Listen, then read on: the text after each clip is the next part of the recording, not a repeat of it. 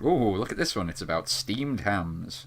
There are so many. I don't know if you've noticed, but the steamed ham memes are... Steamed ham is back, isn't it? Yeah, it's back in a big way. Man, It's back, baby. Pepe is dead. Long live the steamed ham. Long live the steamed hams. I don't know what else to say, but you steam a good ham. Aurora Borealis. At this time of year. Let's not get caught up in meme talk. Oh, God. Oh, God, yeah. We don't want to become Memecast 2000. Fuck. Maybe we'll put that up if we get more views. Yeah, maybe we would.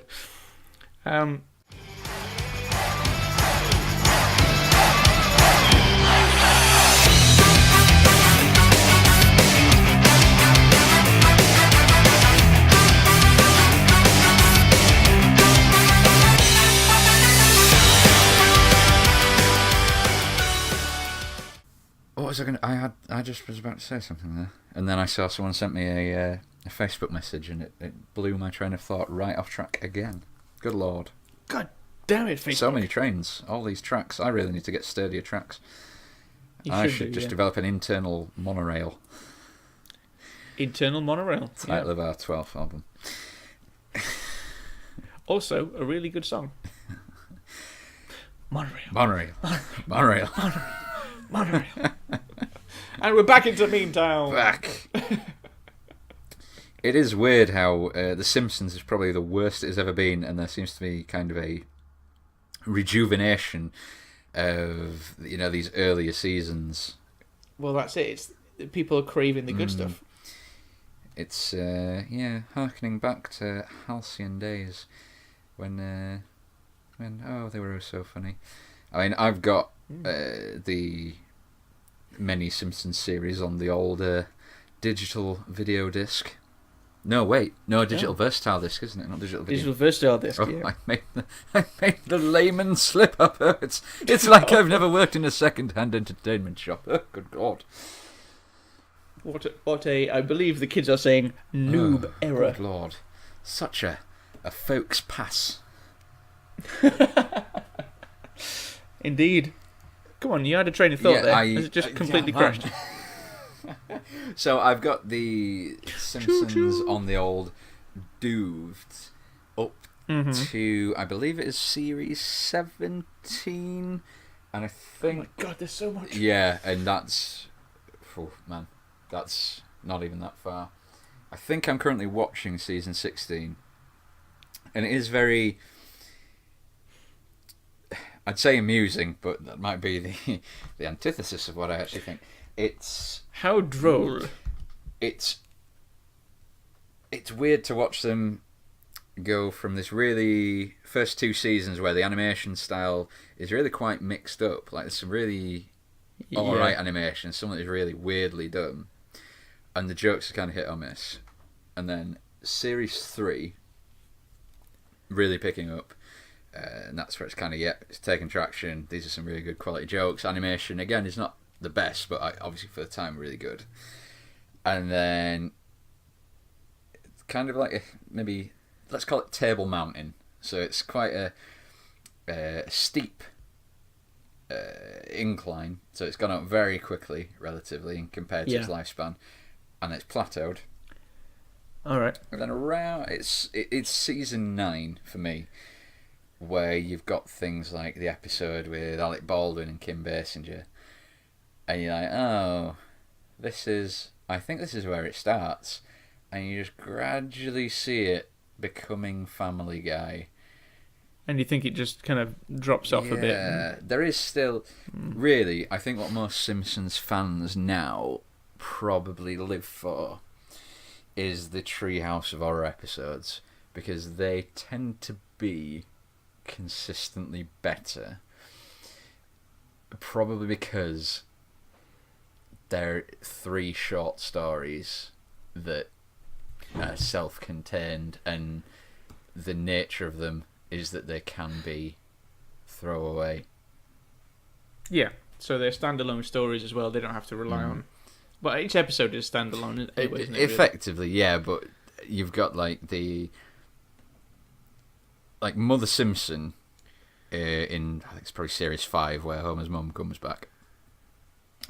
doing fine on its own. Like, that's how you leave it. Mum's gone away, never to be seen again. Yeah. And then she comes back twice more, like series 13 and 15 or something. And it's just not that same kind of dynamic, and it's just... I'm not saying earlier Simpsons plots were more down to earth and real, but it's kind of less fantastical and more grounded in the earlier seasons, and you can tell there's just a point where it's like, oh, we need to, everybody likes Family Guy now, like that's really out there and wacky, we need to try and push some boundaries. So they've got to step it up But the Simpsons has never been able to push those same kind of boundaries that maybe Family Guy was. But Family Guy, that was an even quicker plateau and fall, frankly. That was... Series 3, probably the high point, and by the end of Series 4, that's... Wow, you really don't think much about Family Guy. Yeah, it just became essentially a catchphrase show after that. It was just, here's one permanent beat we're going to do for an episode. We're just going to hammer this for an episode. And we're going to keep coming back to it, and then next one, right, is a single beat we're going to keep doing. It's not saying that I've got lots of series of Family Guy as well, because I'm a sucker for punishment.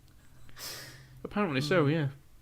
But those are my opinions on cartoons for adults. That's Simpsons and Family Guy, thoroughly reviewed. Next time on the comedy cartoon review, Futurama. Bender, is he? See, because if anybody isn't English, Bender is a derogatory slur for a homosexual. Indeed, yes. In fact, I believe they did play off that very notion in one of the episodes. Yes, I do believe they did. I've still got series 7 and 8 of Futurama to watch, actually. Have you never seen the entirety of Futurama? I've still not got... I've got the last two series, 7 and 8, to watch. I've obviously seen everything before that, including the 4 movies, which... Hold on, though. You haven't seen the end of Futurama? No. Oh! You are in for a treat.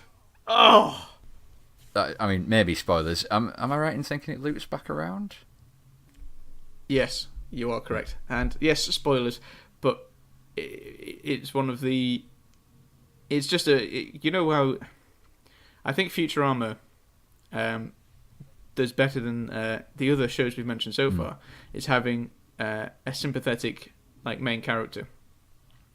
Fry is... Not only is he like a man out of his time, and not only does he get into mishaps like say Homer or Peter do. Like those two, yes, they're accident prone and they're not really part of the. They're not accepted into the mainstream. But Fry, I still want him to succeed, and I don't want bad things to happen to him. Whereas I don't really care so much if Peter falls down the stairs and breaks his legs, because there doesn't seem to be any redeeming qualities to him. Whereas in Futurama, Fry certainly does have that. So I think they managed to do the human stories a lot better on Futurama, and that's certainly one of the aspects that I really enjoyed about particularly the last episode. And yes, they do loop it, and one of the best things that they ever did when they first aired it on I think it was Cartoon Network, I can't remember, was that they had a double bill showing the very final episode and then immediately afterwards the very first episode, back to back. I thought that was a very nice. It was a charming kind of way to round out the entire series, and to say that they were done as well, because of the amount of times they've been cancelled and come back. It was a nice way for them to say, right, this is the ending now. It doesn't matter if we're cancelled. It doesn't matter what happens. We've contained the whole thing. I'm sure there was also some kind of rumour that that's essentially how The Simpsons was going to end as well. It somehow loops back around to the Christmas where they get Santa's Little Helper, and it all begins again. But I don't... Because Futurama, again, could be standalone episodes, but it's always had a through thread, really. Where it's had callbacks. And it makes sense that it'd loop around based on its premise. I don't know how The Simpsons could do that, off the top of my head, anyway. No. Well, the other thing with Futurama is that they've got wacky sci-fi technology. And it makes sense within the premise of its world. It kind of makes a little bit of sense inside that universe, yeah. Mind you, The Simpsons have some pretty wacky technology as well. Very true, they do. They have these cellular phones with applications now, I've heard. True. I've seen it on telly. Must be true. I do hope everyone enjoyed listening to our our critique of cartoons and the Ouroboros theory of Futurama and The Simpsons. I do as well, and yeah, I would put Futurama up there. That's seeing as we're talking about cartoons, very very briefly. Rick and Morty. Yes or no? Have you watched any? Yes, I've seen the first 2 series. What I would say is Rick and Morty, yes. Rick and Morty fans, no. Ah, okay. I like Rick and Morty. I think it's kind of... It harkens me back to sort of 80s alternative comedy, where it's not sort of traditional jokes and traditional humour. Like, it's weird and a bit out there. But then... Rick and Morty fans put way too much fucking stock in that they think they are really clever for liking Rick and Morty, and like seeing it as some kind of, and I know I'm one to say this, but some kind of little club of their own. And yeah, it's, again, obviously it doesn't count for all Rick and Morty fans, but the ones that tend to, pipe up on social media and the ones who go after the fucking Szechuan sauce and shit like that. The Mean Boys. Spicy Mean Boys. They... Or girls. We imply no gender. Spicy Meme Humans. Sorry, that's memes. assuming species. Assuming that they're people. Yeah. The speciest. Spicy Meme Beings. Yeah? Beings, yeah. Individuals. Or not, I don't know. Maybe you're 2 people. I don't know. You could have... Maybe you're part of a conglomerate. I don't hold that against you. You could be a legion kind of mass. A shared consciousness. Well, you do you. You do you. And if there's one thing that Rick and Morty fans tend to do, it's do themselves.